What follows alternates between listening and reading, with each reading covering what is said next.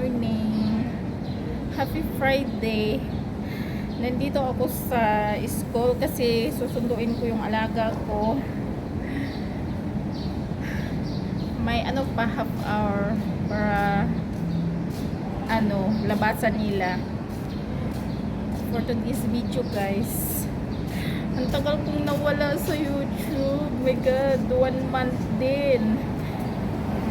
May sikwa. 1 month din kasi nagkaroon po ng problema. Ito kasi yung dahilan na bakit na demonetize ako ng 1 month.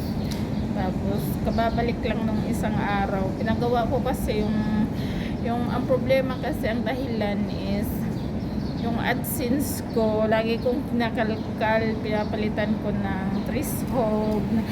Yung threshold ko kasi is 1,000 HKD. Pinapalitan ko, binabaan ko ng 800.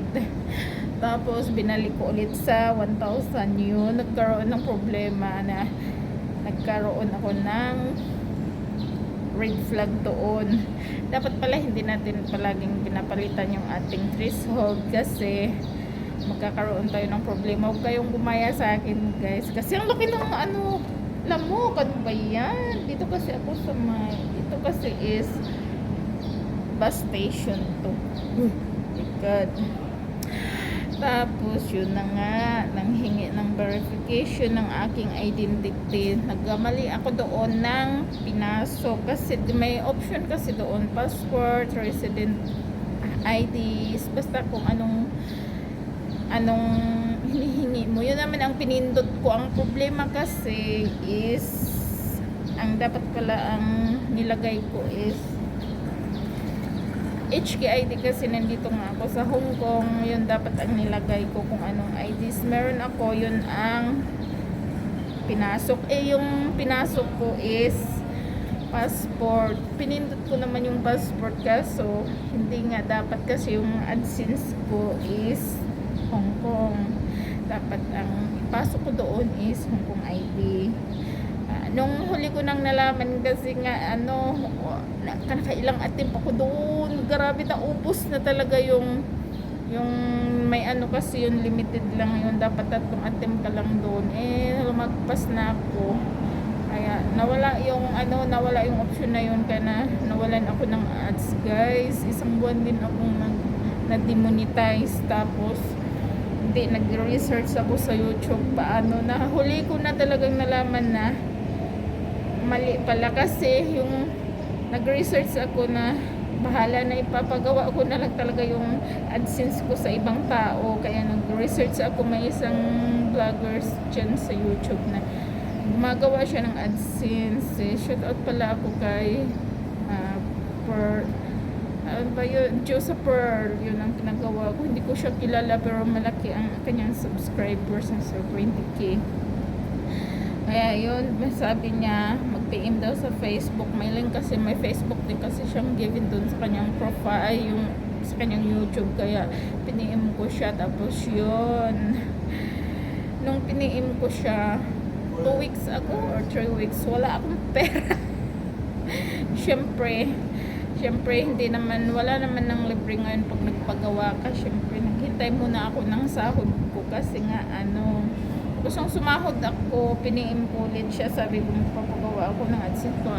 Marami kasi siyang doon na marami siyang as in legit siya. Kaya yun, piniim ko tapos binigay ko na yung kaya ginawa niya.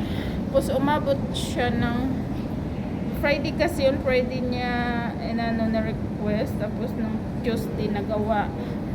Kasi nga pero madali lang talaga pala dapat yun. My gosh, kung nag-research muna ako bago nagpindot-pindot, hindi na sana umabot ng 1 month yung verification ng identity ko. Tapos yun ang dahilan na nawalan ako ng ads na demonetize ako dahil doon. Next time, lesson learned na huwag magpindot-pindot na palit-palit, di ba?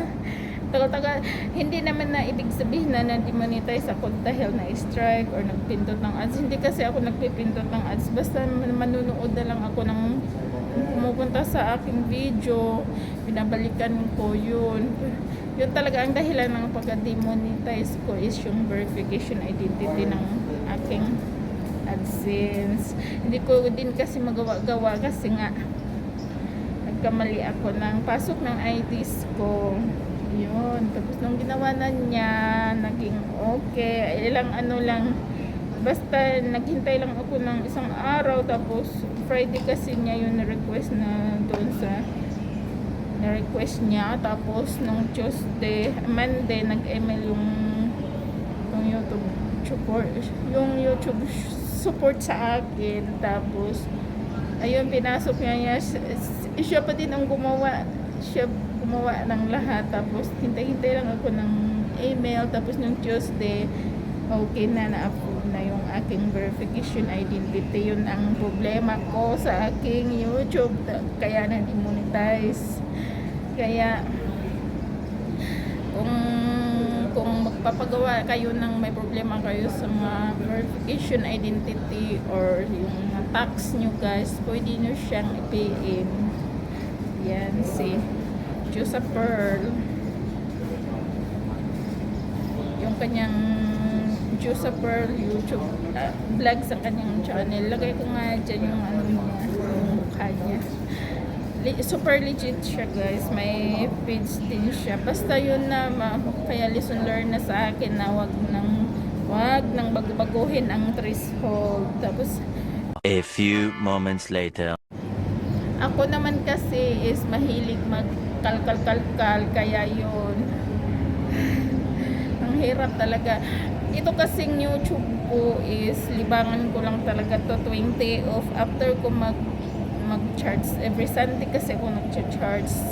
Nagba-vlogs na ako kahit walang kwenta, yung nagmumukbang, tapos yung mga kinakain ko binibidyo ko para sayang din naman ang sintabos. Yun kasi ito lang kasi ay yung happiness ko, yung mag-vlogs dito kasi ang kaligayahan ko. Kaya bumalik na medyo okay na guys. Ang laki ng iPhone ko. Tingnan yung iPhone ko. Diyos ko, ay baggers na talaga ako. Grabe yung iPhone. Oh my gosh. Ganyan dapat po. Naka-smile din tayo kasi after ko na-approve pala sa aking na-approve yung pinagawa kong verification identity is yung mga upload ko wala ng ads guys. Tapos 2 days walang ads. So ang ginawa ko, nagpunta ako doon sa troubleshooting sa support.